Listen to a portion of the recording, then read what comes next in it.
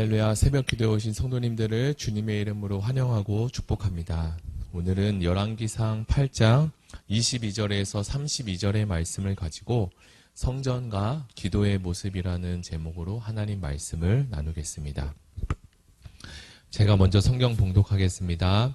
솔로몬이 여호와의 제단 앞에서 이스라엘의 온 회중과 마주서서 하늘을 향하여 손을 펴고 이르되, 이스라엘의 하나님 여호와여, 위로 하늘과 아래로 땅에 주와 같은 신이 없나이다. 주께서는 온 마음으로 주의 앞에서 행하는 종들에게 언약을 지키시고 은혜를 베푸시나이다. 주께서 주의 종 내 아버지 다윗에게 하신 말씀을 지키사 주의 입으로 말씀하신 것을 손으로 이루심이 오늘과 같으니이다.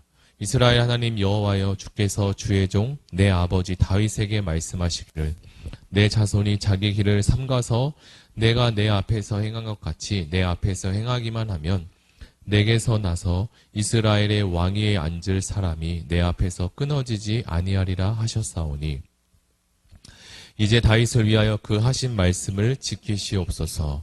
그런즉 이스라엘의 하나님이여, 원하건대 주는 주의 종 내 아버지 다윗에게 하신 말씀이 확실하게 하옵소서. 하나님이 참으로 땅에 거하시리이까 하늘과 하늘들의 하늘이라도 주를 용납하지 못하겠거늘 하물며 내가 건축한 이 성전이오리이까.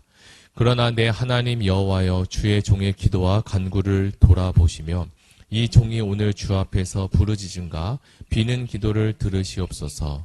주께서 전에 말씀하시기를 내 이름이 거기 있으리라 하신 이곳 성전을 향하여 주의 눈이 주야로 보시오며 주의 종이 이곳을 향하여 비는 기도를 들으시옵소서. 주의 종과 주의 백성 이스라엘이 이곳을 향하여 기도할 때에 주는 그 간구함을 들으시되 주께서 계신 곳 하늘에서 들으시고 들으시사 사하여 주옵소서.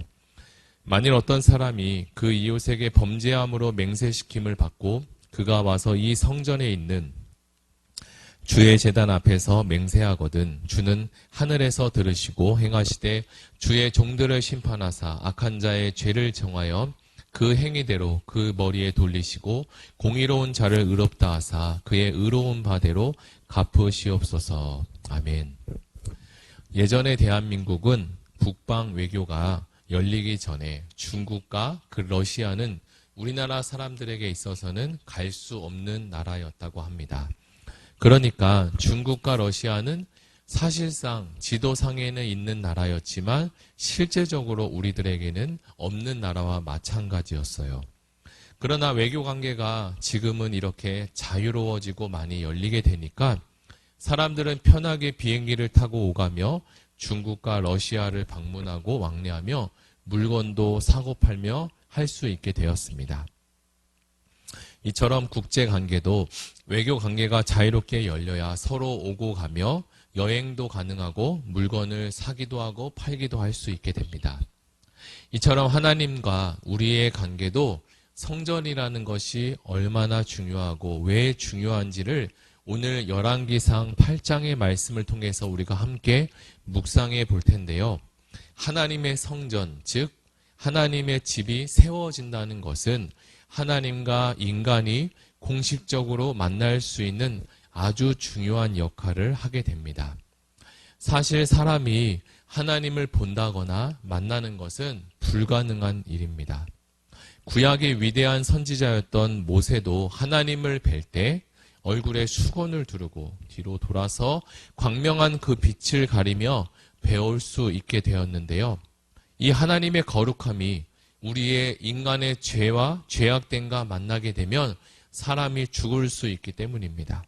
이처럼 하나님은 우리를 사랑하셔서 그리고 우리와의 만남을 가지고 싶으셔서 그 사랑을 가지고 성전을 세우시고 하나님과 만날 수 있는 이 터를 만들어 주셨습니다.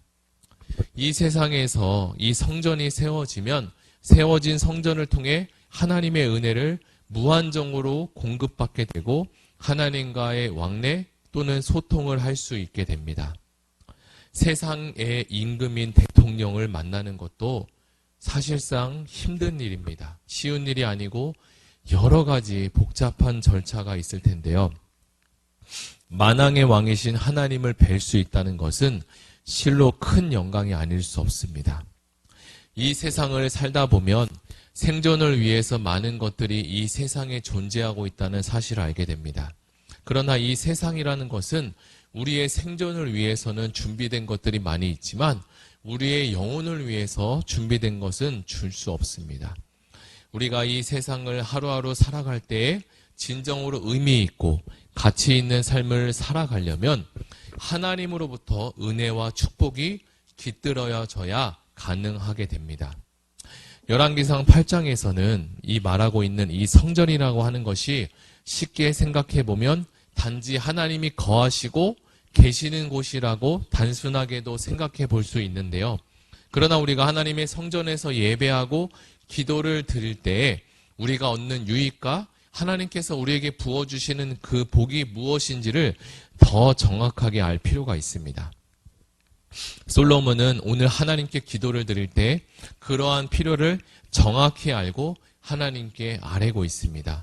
흔히 우리는 무시로 하나님께 기도를 드리고 있고 작정 기도도 때로는 하며 하나님께 간절히 간구도 올려드립니다.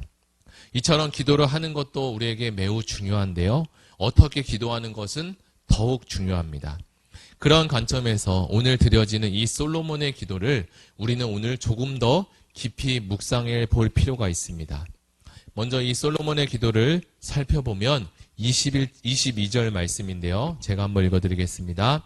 솔로몬이 여호와의 제단 앞에서 이스라엘의 온 회중과 마주서서 하늘을 향하여 손을 펴고 솔로몬 당시에는 이스라엘이 약국이 아니라 강대국으로서 왕 중의 왕으로 세워져 있는 그 왕이 바로 솔로몬 왕이었습니다. 그의 명성이라는 것은 저 먼 곳까지도 멀리서 듣고 직접 배우려고 올 정도로 아주 대단했습니다. 그러나 그렇게 위대한 솔로몬 왕이 이 솔로몬이 하나님께 어떻게 기도를 드렸는지를 살펴보면 22절에 하늘을 향하여 손을 펴서 기도했다라고 합니다. 흔히 기도라는 것을 상상해 보면 우리는 흔히 무릎을 꿇고 그리고 손을 들고 손을 높이 하늘을 향해서 기도하는 이 모습을 상상할 수 있습니다. 사람에게 있어서 인간이 가장 겸손한 자세가 무릎을 꿇는 자세라고 이야기한 것을 어느 책에서 제가 본 적이 있는데요. 자신의 모든 자아와 결단을 모두 내려놓아야만 가능한 자세가 바로 무릎을 꿇고 손을 드는 구하는 모습이라고 합니다. 솔로몬이 무릎까지 꿇고 기도한 것은 모르겠지만 그는 하나님을 향해서 온전히 손을 향해 들고 하늘을 향해서 기도했다는 사실입니다. 솔로몬은 많은 것을 가졌지만 하나님 앞에 늘 겸손한 기도의 모습을 볼 수가 있습니다. 두 번째로 살펴볼 것이 28절인데요. 28절 읽어드리겠습니다. 그러나 내 하나님 여호와여 주의 종의 기도와 간구를 돌아보시며 이 종이 오늘 주 앞에서 부르짖음과 비는 기도를 들으시옵소서. 이 말씀 끝부분에 보면 주 앞에서 부르짖음과 비는 기도를 들어달라라고 합니다. 사실 솔로몬은 이전에 하나님께 듣는 마음, 즉 지혜를 받은 왕으로서 세상의 이치와 세상의 지혜를 그 누구보다도 많이 가진 왕이었습니다. 그런 그가 뭐가 아쉽다고 이렇게까지 하나님을 향해서 기도했을까요? 저라면 많은 것이 내게 있었다면 이렇게까지 기도할 수 있었을까? 참 도전되는 부분이었어요. 솔로몬은 자신을 이 구절을 통해서 종으로 묘사하고 소개하면서 하나님의 인애와 하나님의 자비를 끊임없이 구하는 기도를 드리는 왕이었습니다. 그리고 마지막으로 우리가 도전해 볼 세 번째 이야기는 30절입니다. 제가 읽어드리면 주의 종과 주의 백성이 이스라엘이 이곳을 향하여 기도할 때 주는 그 간구함을 들으시되 주께서 계신 곳 하늘에서 들으시고 들으시사 사하여 주옵소서. 솔로몬은 자신뿐만 아니라 이 나라 백성, 이스라엘 백성을 아우르는 사랑이 풍성한 사람이었습니다. 그는 늘 자신의 부족과 허물을 확인하는 사람이었고요. 자신의 허물뿐만 아니라 왕으로서의 백성의 그 죄까지 담당하며 하나님께 온 이스라엘을 향해 기도를 아뢰는 참 넓은 마음을 지닌 왕이기도 했습니다. 저는 이 기도의 문구를 살펴보면서 예수님께서 우리를 위해서 모든 죄와 허물을 다 끌어안으시고 기도하시며 십자가를 지신 그 모습이 이렇게 생각이 났는데요. 오늘 우리는 이 열왕기상 8장의 말씀을 함께 묵상해 보면서 우리가 하나님께 드리는 기도에 대해서 한번 고민하고 다시 한번 생각해 볼 수 있는 시간을 가질 수 있었습니다. 우리가 하나님께 기도를 드릴 때 우리의 공로로 기도의 응답이 되어진다라고 생각해 볼 수도 있지만 하나님의 사랑과 인내와 하나님의 인애가 기도의 응답에 달려 있음을 우리는 다시 한번 묵상해 볼 수 있습니다.